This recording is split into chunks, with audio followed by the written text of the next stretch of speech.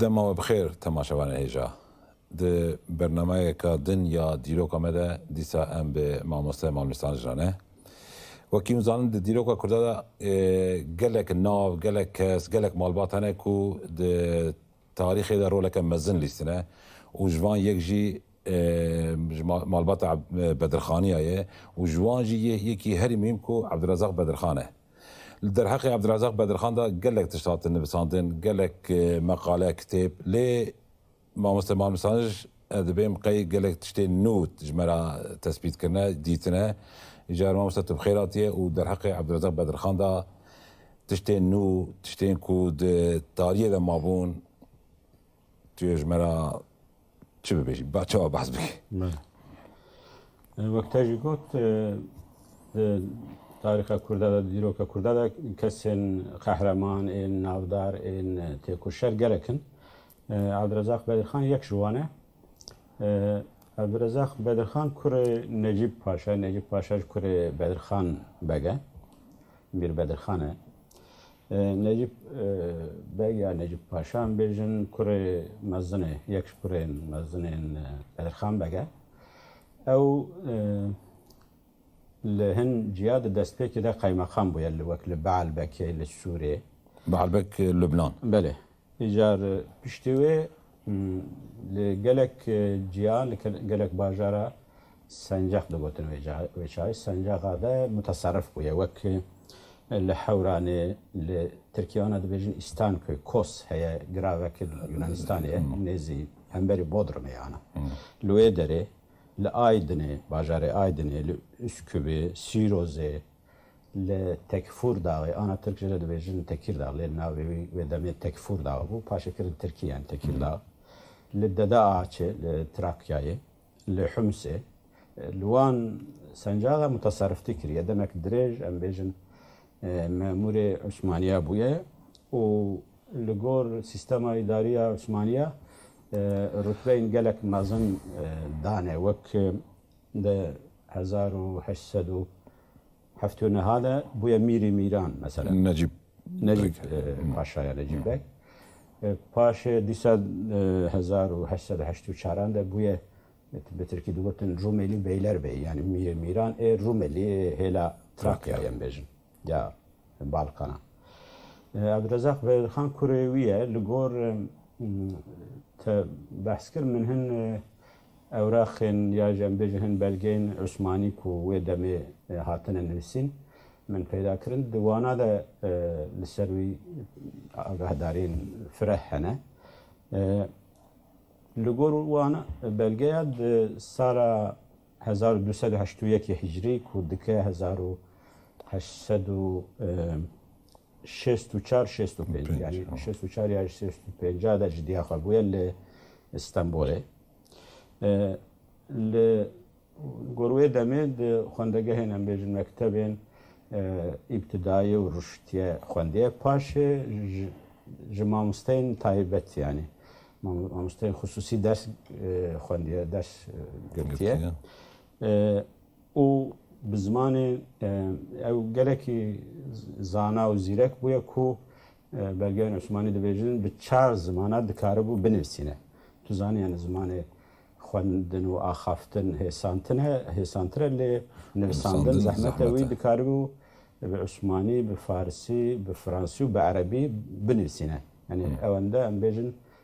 زانی نو وی هبو بتایبتی زمان جهه دزانی لازم از بیجم که در حق عبدالرزاق بدرخان ده ماموستا جلیل و لازارف هن بلگین گرینگ جه آرشیوا روسیای آرشیوا سوویتا بری درخسته بون لسروی تشتین گرینگ نفسانده بون هن آگاهداری ام دسایا وان ده گیشترمه ام جه آگاهدار بون هر وها ماموستا جلیل اوتوبیوگرافی بناوی اوتوبیوگرافی اوی کتابک درخسته بون لی از زیادتر تشتیکو بحث بکم تشتیکو ده بلگین عثمانی ده هنه و بتایبتی از السر کشتناوی چونکه گرک انترسان از السر و زیادتر بسکرم وکی من گوت او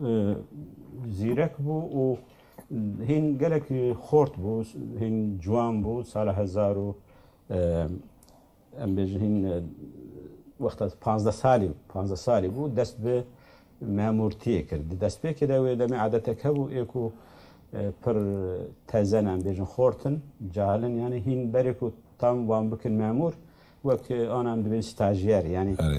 بێ معاش دچون دایرە دەهاتن دوی هاوی دەست بە کارێ ئیداری کریە لە باوێ چا لە ئایدنێ بوو متەسەرفی ئایدنێ بوو لەور ئەوی دیچە دایرەت بوی هاویژە عوسمانی دەگوتن ملازەمەت ینی بە ستاژێری کار کرد بێ معاش پشتی دەمەکێ ساڵ 1885 دا ئەو دایرە تەرجمەی وەرگەراندنێ یا دەولەتە عوسمانیدا کار دەدنێ دەست کار دکە ساڵ 1889 دا ئەو دەبێ کاتبێ سەفارەتە عوسمانیا یا لە پەتەرسبورگێ رووسیا ئەم بێژن و 91 دا 1891 دەبێ کاتبێ سەفارەتە عوسمانیا لە تەهرانێ لەور کار دکە خاصکو ئەزانم جارە پێشین وێ دەمێ یعنی ساڵی 1000 و دەستپێکە 1890 یا نۆدا ئەم بێژن علاقەی نوی بە ئیدارەیە عوسمانی لە خەرا دەبن بۆ نمونە وەختاوی وەک کاتبێ سەفارەتە تەهرانێ دشینن ینی بچە تەهرانێ لە سەمسونی وی دگرن پاشتا دەزبرێنن دەرەخەوی لە شکایەت گلی بوونە تاقاتێک چێ دەکەن لێ پاشە دیسا وی بەردن و ئەو وەکی من گوت دەبێ کاتب لەوەر وەختا دیسا دوان ساڵە دە ساڵ مەسەل ساڵە 1894 دا دەرەخەوی لە دیسا تاقات چێ دەبێت دەبێژن عەبدوڕەزاق بەدرخان بە کووردا و ئێرمێنیارە تێکلیاوی هەیە و تۆهمەت یان دەبێت تۆهمەتێدا دەبێت ینی بڤی هاوی هێدی هەمبەر ئیدارە ئەم بێژن وەک ناوەوان خەرا دەبێت ناوەوی و دەولەتێ پرۆبلەم دەردەکەبن حتا مەسەلا تشتێکی ئینتەرەسان ساڵە 1894 دا ڕۆژنامەیەکە یونانی بناوێ ئەپیتەرۆسیس ئەگەر ئەز غەلەت تەلەفوز نەکرد دوێ ڕۆژنامەیەدا خەبەرێک دەردەکەوێت کو تێدا دەبێژە پرەنسێ یعنی ئەم بێژ میرێ کووردا عەبدوڕەزاق فیرار کریە و دخوازە کووردا هەمبەری دەولەتێ ئەم بێژن تەشویق بکە دەرەقیدا خەبەری وسا دەردەکەبن و دیسا مەسەد 1894 دا دەرەخەویدا فەرمانێک دەردەکەوێت و دەبێژن وی بگرن ئێدی وەکی من بەحس کرد ji dewletê ji wezîfa xwe reviya bû fîrar kiribû wê demê dewleta Osmanî ew dişîne em bêjin fermanek dişîne dibêjin wî bigirin êk wî bigirin jî wê xelat bê dayîn bên xelat kirin ew sala 1894 da dibe lê paşê ew demekê diçe ew ê demekî diçe Ingilistanê ew bû xwe اوتوبیوگرافیا خود بحث که دبی از برێژی من خواست بۆ هەرم پاریسێ وەختا از هین خۆرت بووم من خواست هەرم وێ دەرێ بخویم لێ سولتان عەبدولحەمید نەشت کو از هەرم وی نەدخواست و زارۆکێن دەرخانی هەرن ئەوروپای بخوێنن لێ vê carê diçe Ingilistanê li wir biçek dimîne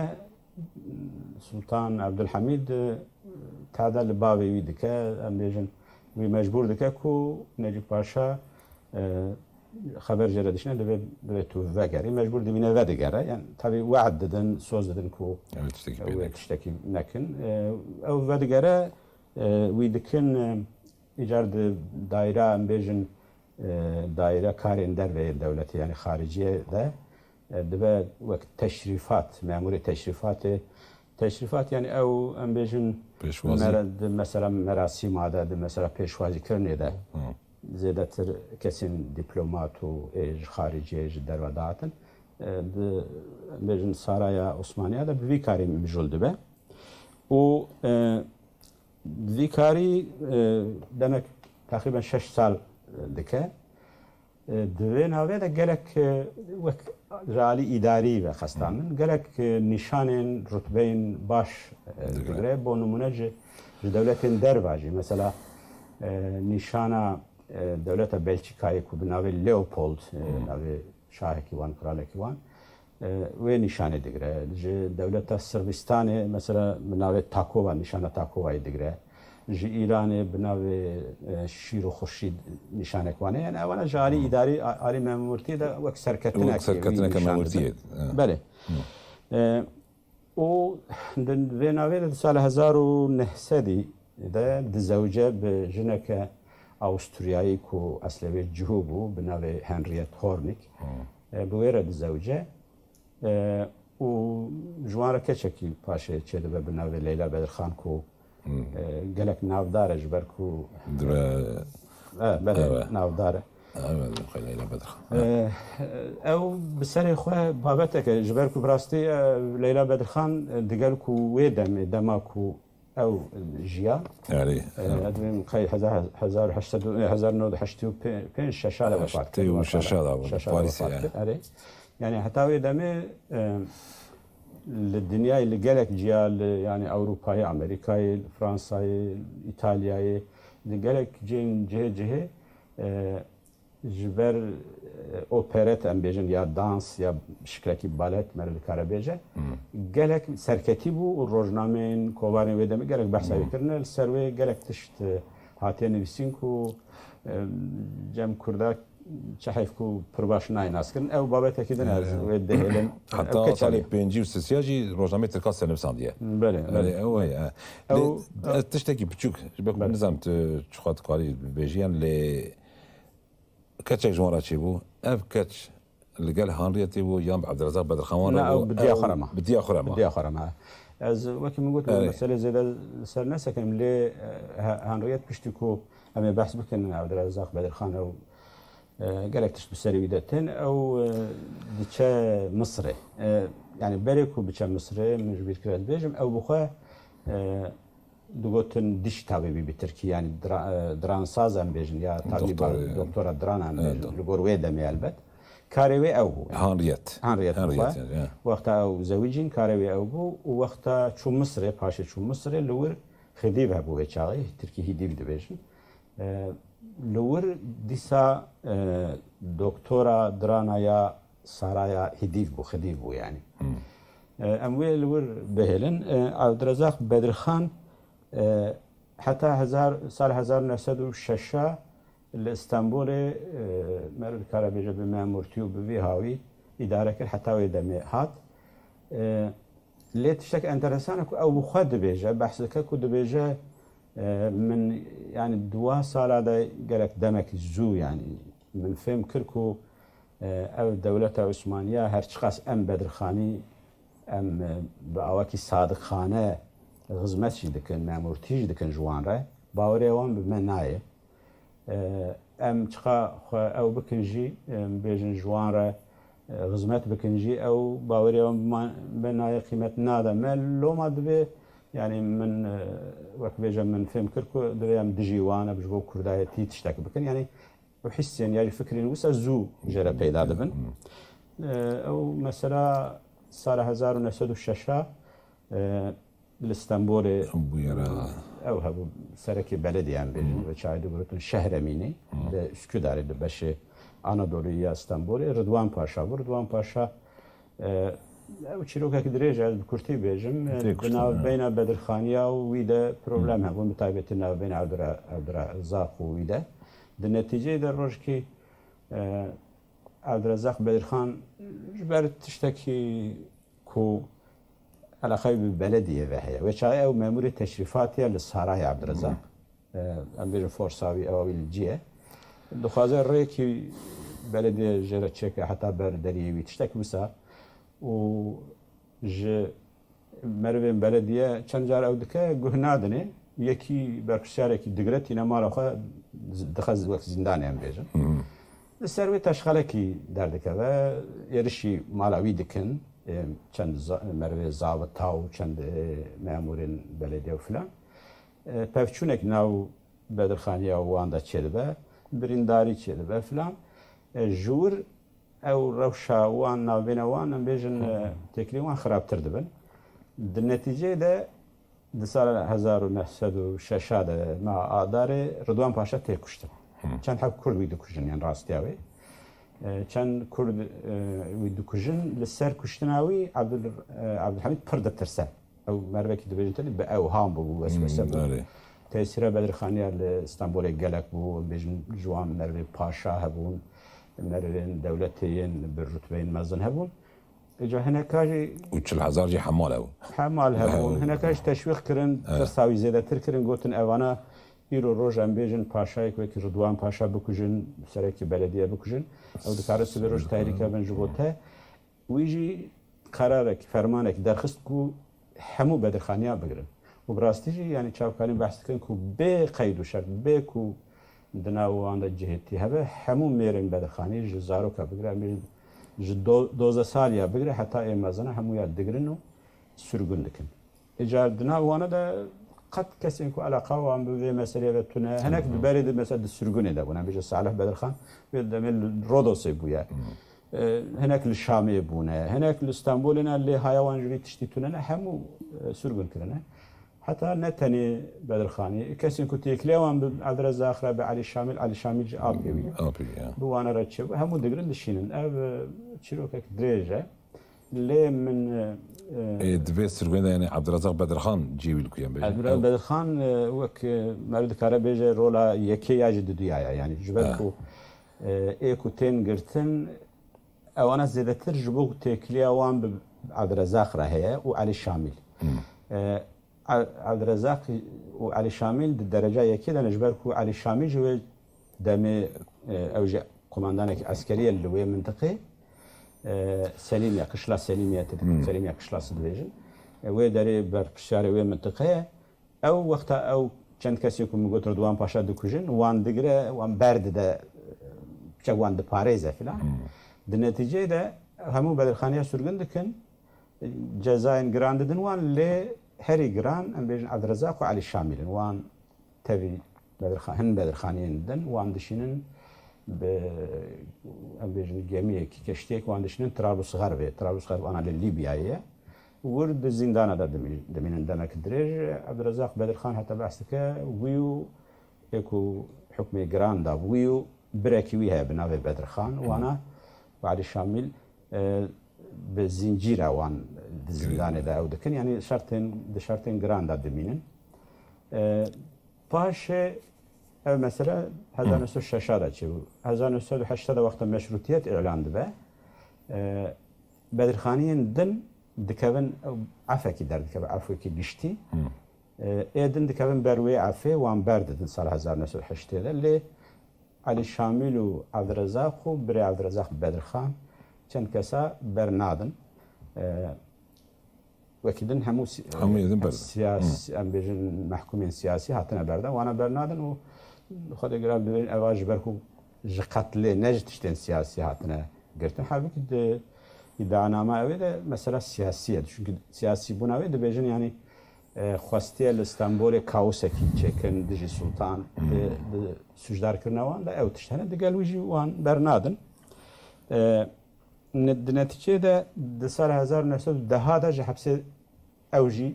piştî meşrutiyetê 2 sal şûn de di hepsê de dîsa dimîne lê di deha de 1910 de ew jî tên berdan. Ali Şamîl li wir dimire. Abdurrezzaq û birê xwe Bedirxan tên berdan. Tên berdanê ew êdî qerara xwe dide ku dijî Osmaniya bixebite. Êdî bawekî qetî. Miracatê evî dike. Serî li em bêjin konsolosxana Rusa li İstanbolê. Bi wan re têkil datîne. Miracatê wan dike. Divê ez dixwazim bibim hemwelatiyê Rusyayê. Ez ê herim wê derê. Ez ê dixwaze li Êrîvanê bicî bibe. Li serê wî de paşê jî behs dike li derên din jî behs dike. Dixwaze li wir bicî bibe. Divê ez ê nêzî Kurdistanê bim. Tim serê wî de tiştê wisa hene ku ez ê têkilî bi Kurdar re deynim û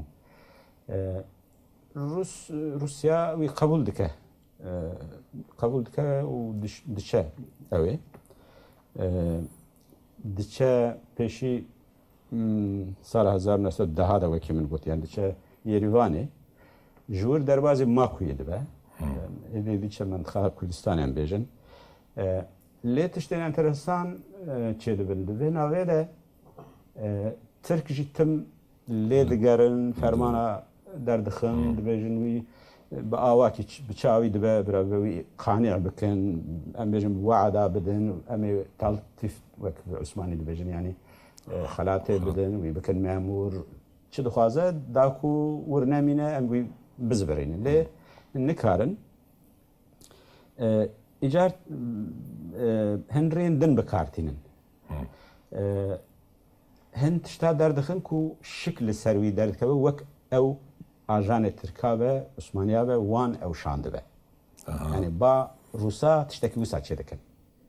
روسجی اوج پر بحشکی به اصرار تم جوان را دبیجه آری کاری من بکن از هرم کردستانی از کردا هم بری عثمانیا سری برا راکن از وان او بکن تشویق بکن روسجی شک دکن شک دکن دبین اوان کار جاسوس به تشتکی وسا به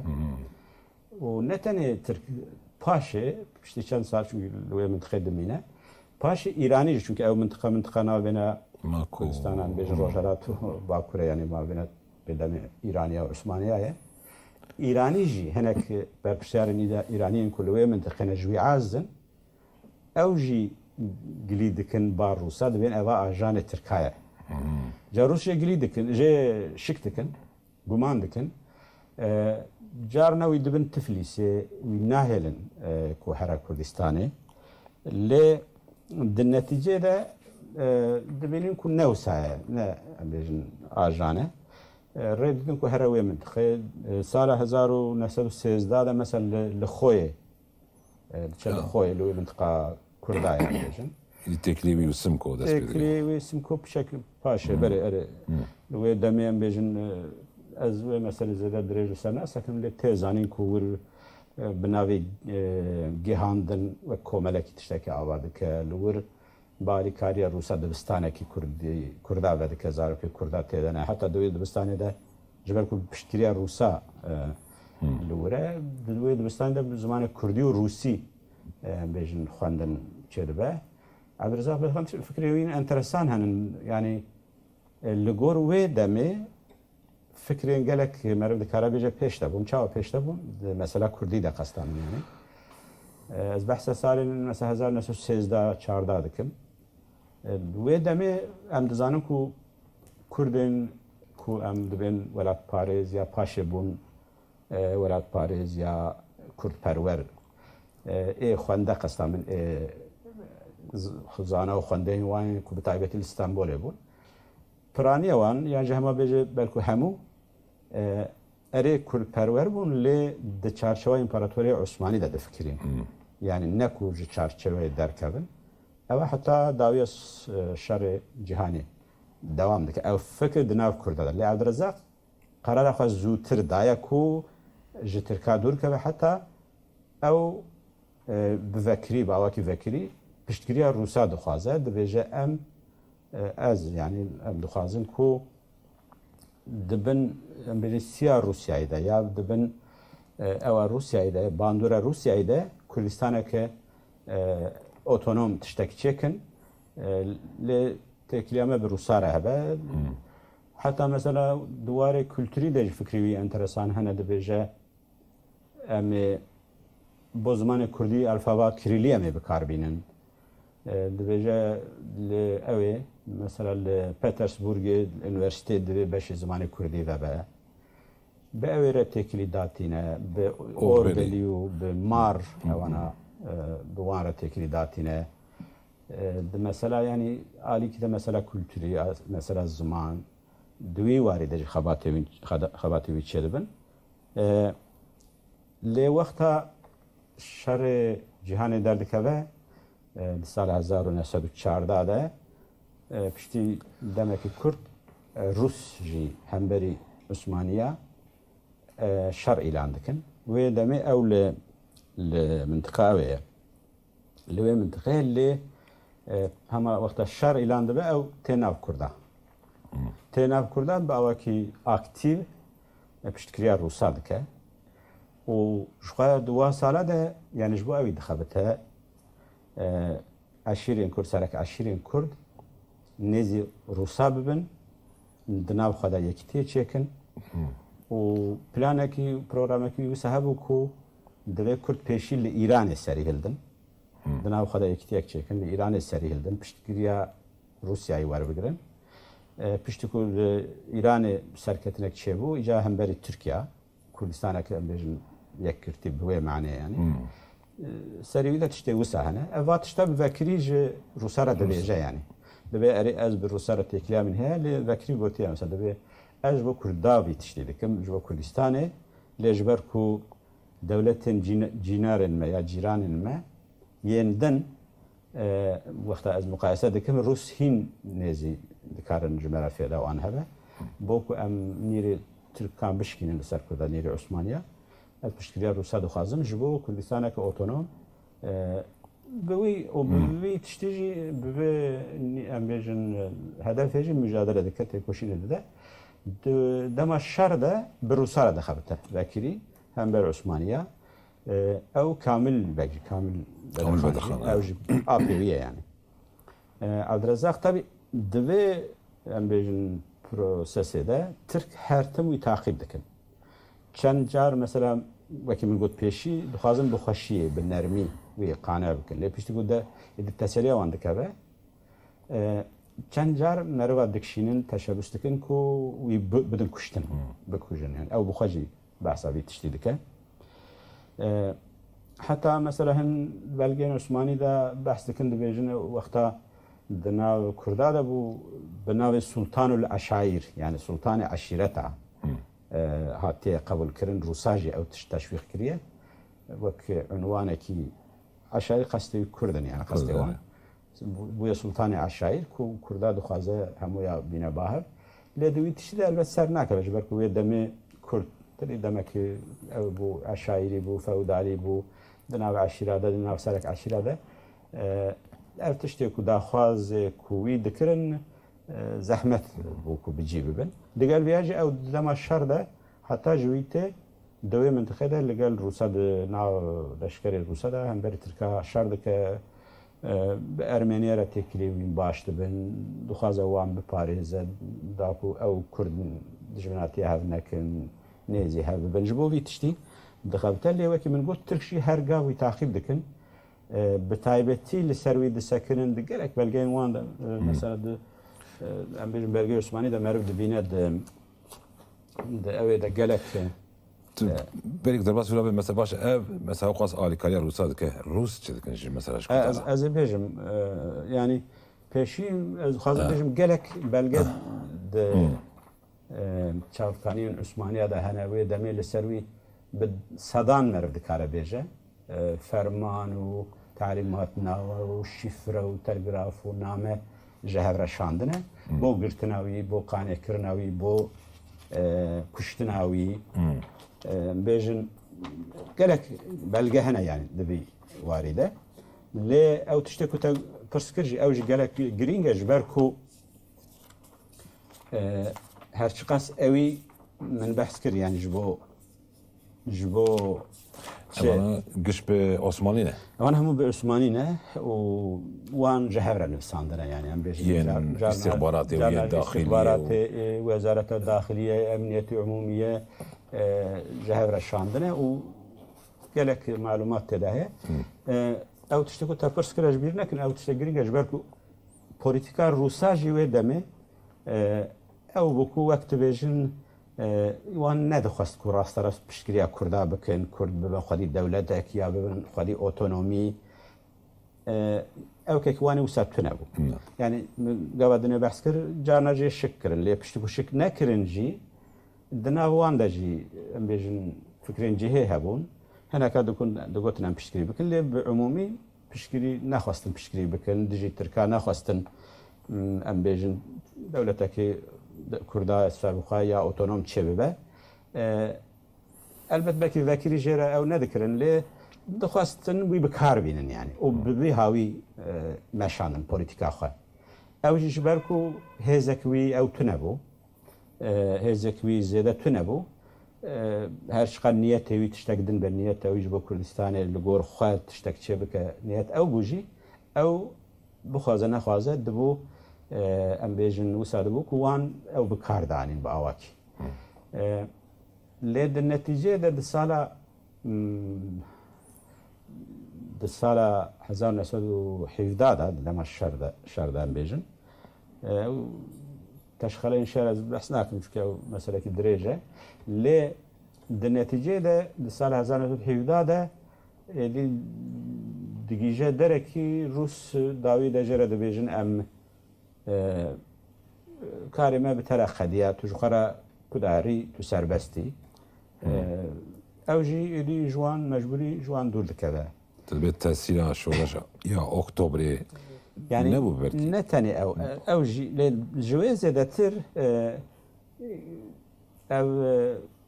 كاريوان بويد قدم الذكر بيجا يعني çünkü او مثلا داويه يعني دويش سالده سرا 1917 ده هم مثلا او شورشة اكتوبر هبو اللي مثلا تنين او بو عثماني و اوي ام بيجن روسا هر يكي لغور برجواندين خو مثلا عسكري دمشاندن النتيجه ده كاريوان بعد رزاخره وقت قديا جرا وساغوتن او جي جوان دوركت ايجار مرد كاربيجا ادي به چاره ما يعني دور ده مثلا كشتناوي از دخازم بحث لكم اساس او انترسان جبر كو چند آلیا ده انترسان یک جي هر شخص هن کرده بحث کردن که هاتیه کشتن هاتیه بیشن باوا که هاتیه خاپاندن لی تفرعاتی وی پرباش ندهات زانی یک او یکشی ترکا بخواه دیگر که از بحث بکن وان کشت او لی پروپاگاندگی وسا کردن که انگلیزا کشتیه مثلا نازمی سوگن و آلبایا که ترکایه کتابی نویل سر کرده هنه دیجی کرده البته او مثلا دنویسه دویجه انگلیزا او کشت لی راستیاوی او بکو وان او کشت بچهاوی از بچک بحثاوی بکم ده سال 1917 ده او لگور وی وان بلگین عثمانیه از دکارم ارو دکار تعقیب بکه یعنی مثلا ده مها حزیرانی ده مها حزیرانی وزیر داخلی وزیر کارن هندوریان بری طلعت بک بخواه به امضا خواه مثلا او کاکوی هیا معرفیم دکه که وی دمه ده مها حزیران 1917 ده سیدتاه و عبدالرزاق هند بیجن هاتنه گرتن هند بیجن تسلیم بونه یعنی با آواکی یعنی یعنی خواه سپارتنه ترکان بیجن یعنی هاتنه گرتن او پر وکرینه لی طلعت باشد دنفسنه دبیجه جموسولیره دنفسنه والی موسولیره دبی عبدالرزاق و سیدتاها با آواکی بگینن استانبول جمعه بشینن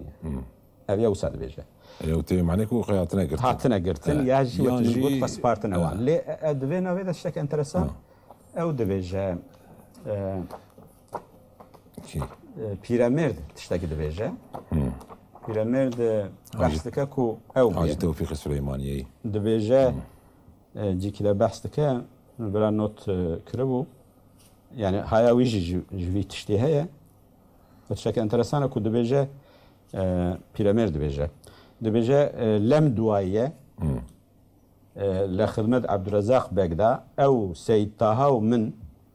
يعني بيراميد لقال حيدر بقي والي موصل هاتنا موصل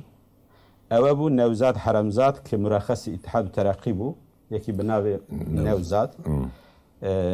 درمان خواردي كرد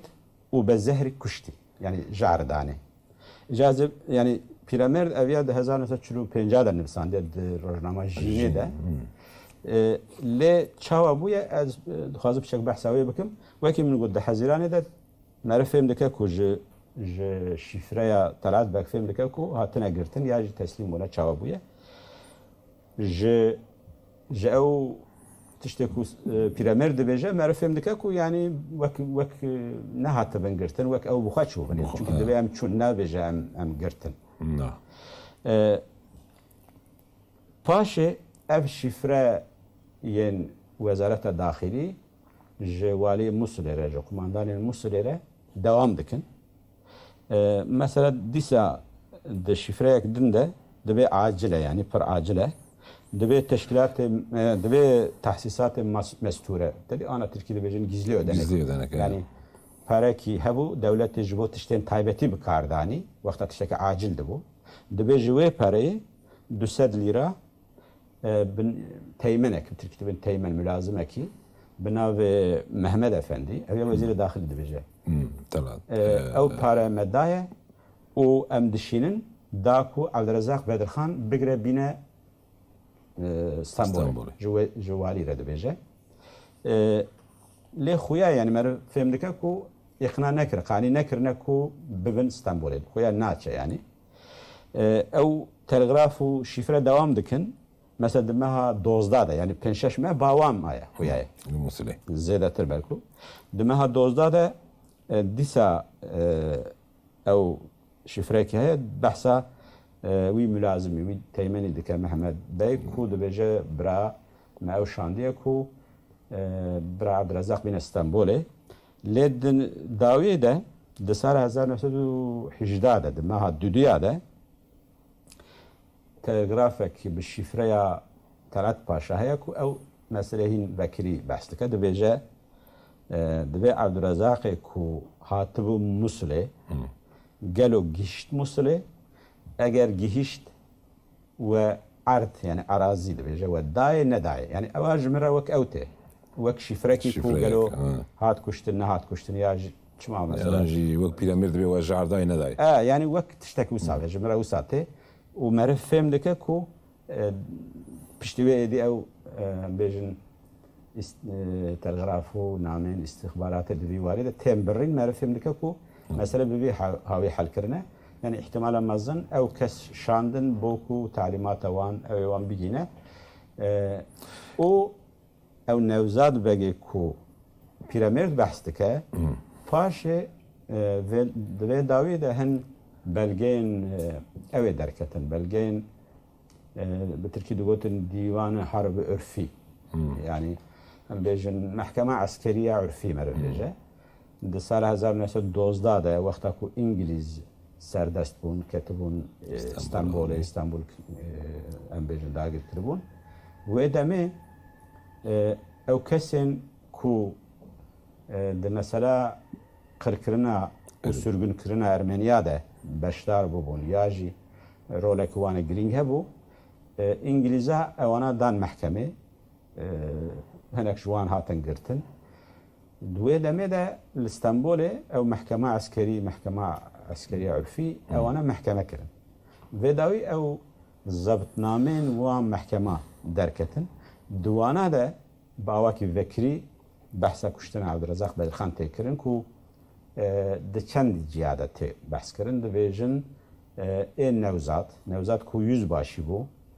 û li mintiqa Musulê merkez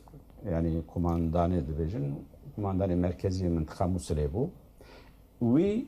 û yekî yüzbaşiyekî dinê bi navê Ferîd dibêjin ew bi jaherdanê ew kuştiye û mesela jaherdanê jî Emniyetî Umûmiye Müdürü Tirkî dibêjin yani em bêjin müdürê emniyeta giştî parastina giştî bi nivîseke resmî dibêje bi nivîskî yani dibêje Abdurrezzaq ji alî Nevzad û Ferîd Beg yüzbaşî Ferîd Beg ji alî wan ku jar xistibûn nav çaya wî bi vî awî hat kuştin li ser vê kuştinê wekî din gelek şahid hatine guhdarî kirin kesên em bêjin berpirsyarên dewletê mesela bêjin müşawirê belediya Musulê zabitekî em bêjin müdürê muhacirînê Musulê çend kesên wisa ku xwedî mexamên bilind bûn jî ew jî vî tiştî tekîd dikin ku Abdurrezzaq Bedirxan hatiye kuştin yani merve vekirî fêm dike ku Nevzad û Ferîd ihtimala gelek mezin yani sadî nod merve dikare bêje nod û pênc dikare bêje ku bi direktîfa Wezareta Daxilî yan na em bêjin wexta Wezareta Daxilî 5 car 6 car 10 car ji bo kesekî telgraf dişîne şifre dişîne bê îzna wî bê destûra wî ne mümkün ku yüzbaşı ya subayeki bir seri xwe kesi bikuje û tiştekî enteresan edin wê demê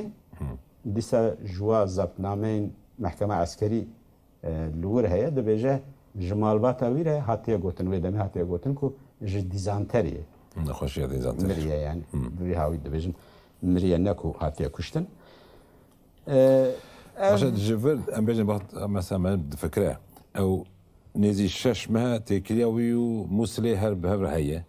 Heta 6 Ew li wir wî wek Xuyayê ne ku hatiye girtin. Ez dibêjim İhtimal diçin ama. û tên û diçin tên yani dixwazin wî bibin İstanbul'e. erê û vajî naçe yani Merve bu safiyem dike yani. girtîbe wî bibin. Yani bawane wekî min got êdî alternatîfek wî zêde nema ji ber ku ji Rûsa êdî dûr ketiye. Erê. û wê demê ji xwe li Rûsyayê jî şoreş çêbû Oktoberê der şoreş çêbû.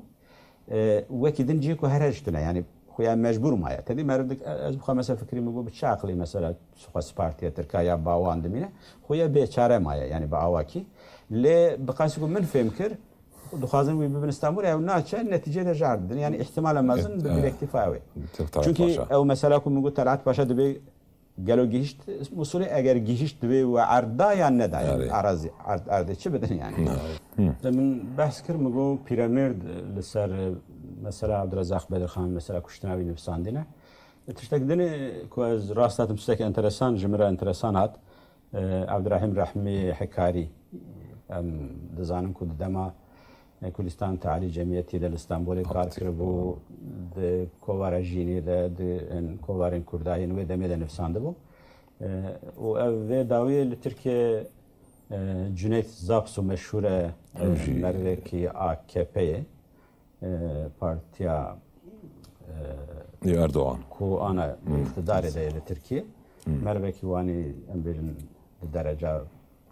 bilind debû. Ez nexwelet bim nebiyê wî ye. İcar Abdurrahîm Rehmî di şerek xwe de behsa Abdurrezzaq Bedirxan kuştina wî dike pir kurt ez ê wê bixwînim û li vê awê ez dixwazim bixedinim. Navê şerê perek zêrîn ji tarîxê. Ez hemû naxwînim tenê wê beşê dixwînim.